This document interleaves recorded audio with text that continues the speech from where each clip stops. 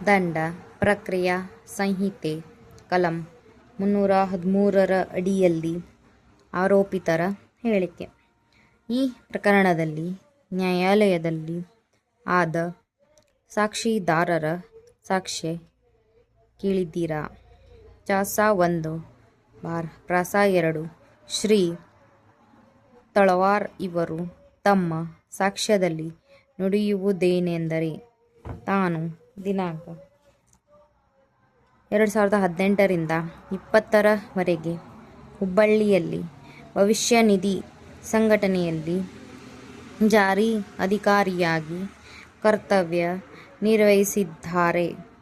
ಶ್ರಮ ಸುವಿಧಾ ಪೋರ್ಟಲ್ ಮೂಲಕ ತಮ್ಮ ಇಲಾಖೆಯ ವತಿಯಿಂದ ಪಿಪಿ ಆಕ್ಟ್ 1952ರ ಅಡಿಯಲ್ಲಿ ನೋಂದಾಯಿತವಾದ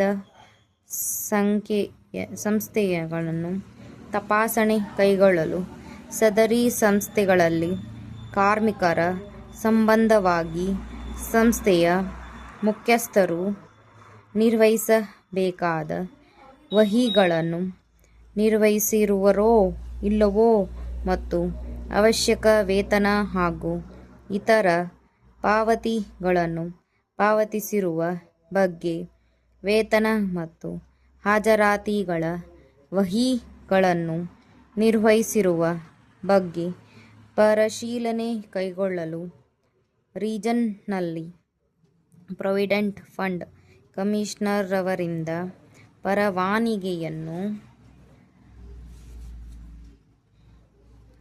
ಚಾಸ 1 ಪ್ರಾಸ 5 ಶ್ರೀ ಪ್ರಭಾಕರ್ ತಳವಾರ್ ಇವರು ತಮ್ಮ ಸಾಕ್ಷ್ಯದಲ್ಲಿ ಮುಂದುವರೆದು ನುಡಿಯುವುದೇನೆಂದರೆ, ಸದರಿ ದೂರಿನ ಜೊತೆಯೇ ನಾನು ಹಾಜರಾತಿ ಪುಸ್ತಕದ ವಹಿ, ವೇತನ ವಿತರಣಾ ವಹಿ, ಮಾಲೀಕತ್ವ ದೃಢೀಕರಣ ಪತ್ರ ನಮೂನೆ 5A, ನಮೂನೆ 12A ಅನ್ನು ಹಾಜರುಪಡಿಸಿರುತ್ತೇನೆ.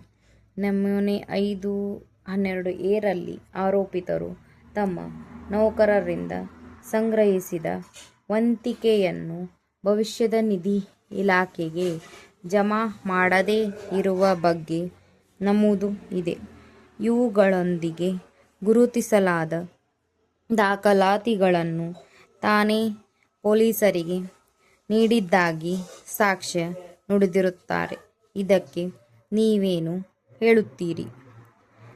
ಶ್ರೀ ಪ್ರಭಾಕರ್ ತಂದೆ ಕಲ್ಲಪ್ಪ ತಳವಾರ್ ಇವರು ತಮ್ಮ ಸಾಕ್ಷ್ಯದಲ್ಲಿ ಮುಂದುವರೆದು ನುಡಿಯುವುದೇನೆಂದರೆ, ಮೇ 2019ರಲ್ಲಿ ಒಂದು ದಿನ ಬೆಳಗ್ಗೆ 10 ಗಂಟೆಯಿಂದ 11 ಗಂಟೆಯ ಸಮಯದಲ್ಲಿ ಪಂಚರ ಸಮಕ್ಷನ ತಾನು ಘಟನೆಯ ಕುರಿತು ಮಾಹಿತಿ ಹೇಳಿ ತೋರಿಸಿದ ಸ್ಥಳದಲ್ಲಿ ಘಟನಾ ಸ್ಥಳದ ಪಂಚನಾಮೆಯನ್ನು ಮಾಡಿರುತ್ತಾರೆ. ಆರೋಪಿತರು ತಮ್ಮ ಇಲಾಖೆ ಜಮಾ ಮಾಡಬೇಕಾದ ಹಣವನ್ನು ದುರುಪಯೋಗ ಪಡಿಸಿಕೊಂಡಿರುತ್ತಾರೆ ಎಂದು ಸಾಕ್ಷ್ಯ ನುಡಿದಿರುತ್ತಾರೆ. ಇದಕ್ಕೆ ನೀವೇನು ಹೇಳುತ್ತೀರಿ? ಚಾಸ 21 ಶ್ರೀ ಶಿವಾನಂದ ಬನ್ನಿಕೊಪ್ಪ ಇವರು ತಮ್ಮ ಸಾಕ್ಷ್ಯದಲ್ಲಿ ನುಡಿಯುವುದೇನೆಂದರೆ, ದಿನಾಂಕ 19/2/2020ರಿಂದ 29/6/22ರವರೆಗೆ ತಾನು ವಿದ್ಯಾನಗರ ಪೊಲೀಸ್ ಠಾಣೆಯಲ್ಲಿ ಪೊಲೀಸ್ ಉಪನಿರ್ದೇಶಕನಾಗಿ ಕರ್ತವ್ಯ ನಿರ್ವಹಿಸುತ್ತಾರೆ.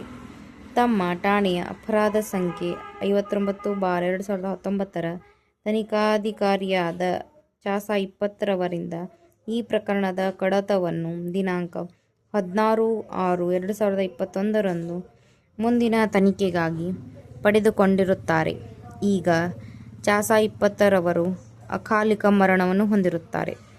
20ರವರು ಮಾಡಿರುವ ತನಿಖೆಯನ್ನು ನಾನು ಪರಿಶೀಲಿಸಿರುತ್ತಾರೆ. ಚಾಸ 20ರವರು ತನ್ನ ಜೊತೆ ತಮ್ಮ ಠಾಣೆಯಲ್ಲಿ ಸುಮಾರು 4 ತಿಂಗಳ ಕಾಲ ಕಾರ್ಯನಿರ್ವಹಿಸಿರುತ್ತಾರೆ.